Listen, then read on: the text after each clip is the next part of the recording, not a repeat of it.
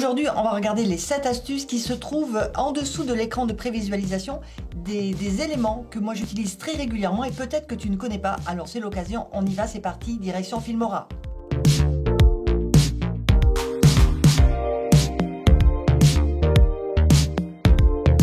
Pense aussi à t'abonner à ma chaîne YouTube pour recevoir les prochaines publications.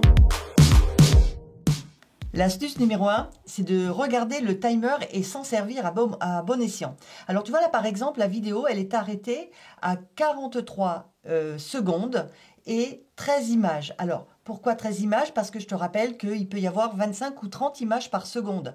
Donc si par exemple je voulais aller exactement à la 44e seconde de mon projet, eh bien je clique à l'intérieur et j'écris 44 et je rajoute double 0 parce que je veux être à 44,00 images. Donc je fais comme ça et j'arrive pile poil à 44 secondes. Donc ça, c'est quand tu veux être très précis, c'est super pratique et ça se passe dans le timer, faut pas hésiter. Je te remontre un autre exemple. Si par exemple je voulais me mettre à 12 secondes dans mon projet, j'écris 12,00 et j'arrive directement ici à la 12e seconde.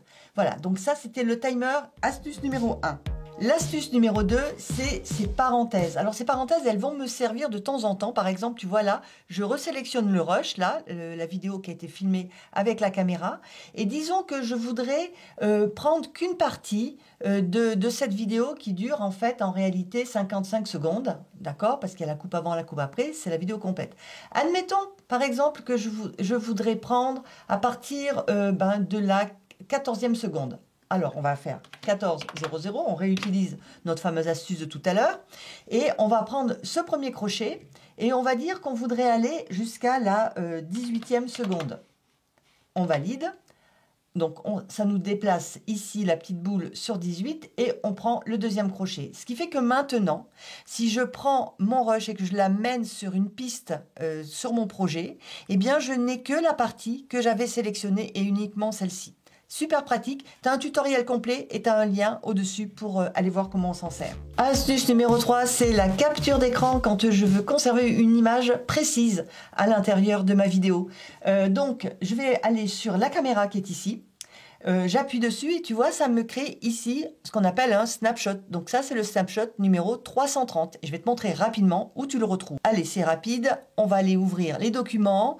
On rouvre Wondershare Filmora ici et on va dans Snapshot, capture d'écran. Et là, on a celle que je viens de faire à l'instant. Elle est ici, tu vois, très précisément. Là, voilà, c'est une image maintenant qui t'appartient et que tu peux réutiliser. Alors, bien sûr, l'idée, c'est que tu la récupères, tu la sors d'ici en faisant, par exemple, un coupé-collé et tu vas la mettre ailleurs dans ton ordinateur parce que tu t'en resserviras comme miniature.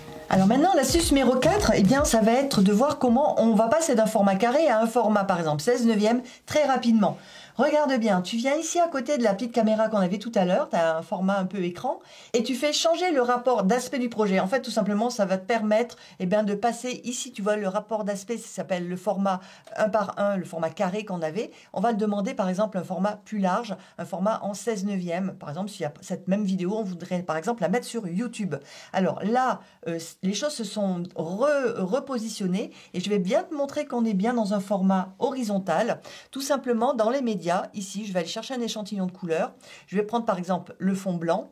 Je vais le placer en dessous. Je vais l'étirer pour te montrer qu'effectivement, ce fond blanc va me donner toute la surface qui est maintenant dans mon nouveau projet. Donc, ce qui est important, c'est de réenregistrer le projet, peut-être en gardant le même nom, tu vois, comme ici, je le fais, mais moi, je rajoute généralement 16/9 par exemple, pour me rappeler que entre le premier et le second, dans mon arborescence de mon ordinateur, eh bien, je sais que celui-là, tu vois ici, il y aura marqué 16/9, donc c'est bien le format allongé rectangulaire dont j'aurai besoin, par exemple, pour YouTube. L'astuce numéro 5, eh bien, elle va découler de ce qu'on vient de faire. Tu vois, tout à l'heure, on avait ici un titrage et on ne le trouve plus. Alors, comment faire pour le repérer? Eh bien, on retourne dans l'icône de cet écran, là, de cette petite télé, et on va dans niveau de zoom. Et là, au lieu de demander à ce que ça corresponde exactement à l'écran de prévisualisation, on va prendre peut-être un format un peu plus petit. Regarde, on va essayer 50%.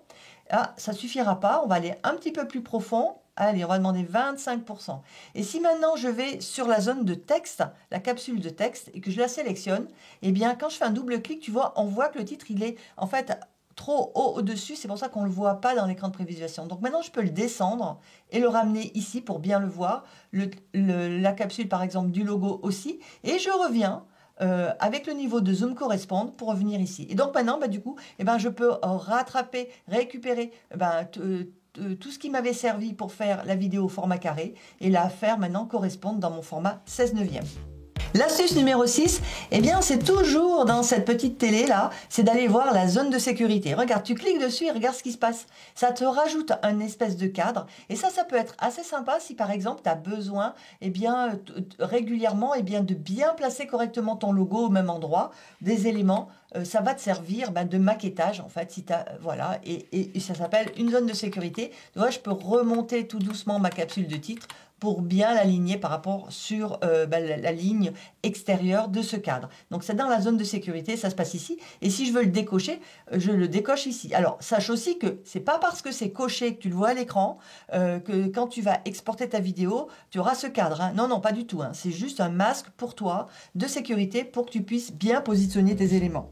Dernière astuce, c'est l'astuce numéro 7, ajouter des marqueurs, tu vas voir. Le marqueur, ça se passe là, à côté du micro, tu vois, tu as ce petit fanion là, et qui, quand tu te déplaces dans ta timeline, par exemple, si tu n'as sélectionné aucune capsule, hein, tu es nulle part, il n'y a rien de sélectionné. Si j'appuie ici, par exemple, là, si je me mets, par exemple, ici, je vais appuyer sur le marqueur, et regarde, ça me met un marqueur au-dessus, là, sur la piste horizontale supérieure. Donc, tu vois, j'en ai plusieurs. Et quand je place des marqueurs, je reviens exactement à l'endroit où j'ai placé le marqueur. Ça te fait gagner du temps quand tu as besoin de t'organiser. Et par exemple, pour faire tes miniatures, par exemple, tu vois, la miniature ici, elle était sympa tout à l'heure au format 1:1, en format Instagram. Donc, j'avais posé un marqueur. Donc, ces marqueurs, tu peux aussi en changer la couleur. Tu te mets dessus, tu fais un clic droit, modifier le marqueur, et puis tu peux choisir, par exemple, une autre couleur, par exemple le rouge. Et du coup, ce marqueur va devenir rouge qui me le différenciera des autres. Tu peux évidemment le supprimer ou les supprimer tous, et comme tu veux, tu peux supprimer un ou plusieurs. Voilà. Donc le marqueur, c'est super important. Donc là, tu vois, j'avais sélectionné aucune piste, donc ça m'a posé mes marqueurs sur la ligne horizontale en haut.